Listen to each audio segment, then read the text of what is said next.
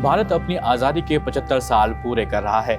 जल्द ही हम आज़ादी का जश्न मनाने जा रहे हैं और इसी मौके पर हम आपको इस वीडियो में भारत की आज़ादी में गरम दल और नरम दल की भूमिका के बारे में बताने जा रहे हैं। आज़ादी के किस्सों वाली इस वीडियो में आप सभी दोस्तों का स्वागत है।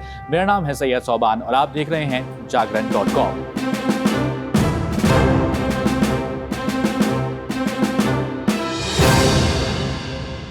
सबसे पहले ये समझ लेते हैं कि गरम दल और नरम दल किसे कहा जाता है। ये हम सब जानते ही हैं कि भारत की आज़ादी से पहले कांग्रेस ही मुख्य पार्टी या फिर मुख्य संगठन था जो भारत की राजनीतिक गतिविधियों में भाग लिया करता था।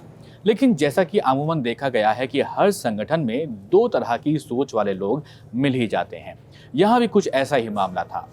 पार्टी के कुछ लोग अंग्रेजों के साथ शांति से बात करके या फिर अंग्रेजी हुकूमत के सहयोग से सरकार बनाना चाहते थे। दूसरे वो जो शुद्ध रूप से अंग्रेजों से मुक्त होकर अपनी सरकार बनाना चाहते थे। आम भाषा में समझें तो जो समझौते को तैयार थे उन्हें कहा गया नरम दल और जिन्हें समझौता स्वीकार नहीं था उन्हें कहा गया गरम दल। जब कांग्रेस पार्टी के अंदर मतभेद बढ़ते गए तो 1907 के कांग्रेस के सूरत अधिवेशन में कांग्रेस नरम दल और गरम दल में विभाजित हो गई।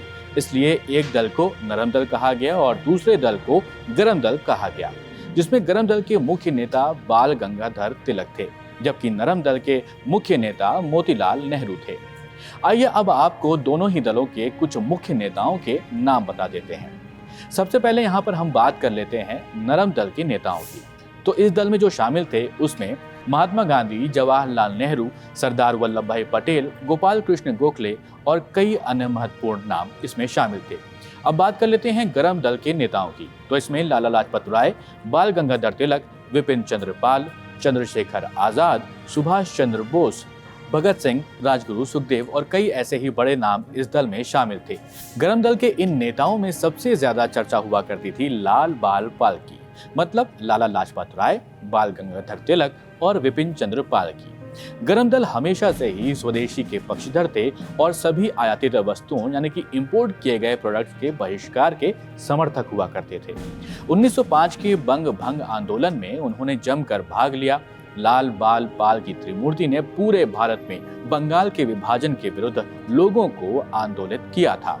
बंगाल में शुरू हुआ धरना प्रदर्शन, हड़ताल और विदेशी वस्तुओं का बहिष्कार देश के अन्य भागों में भी फैल रहा था।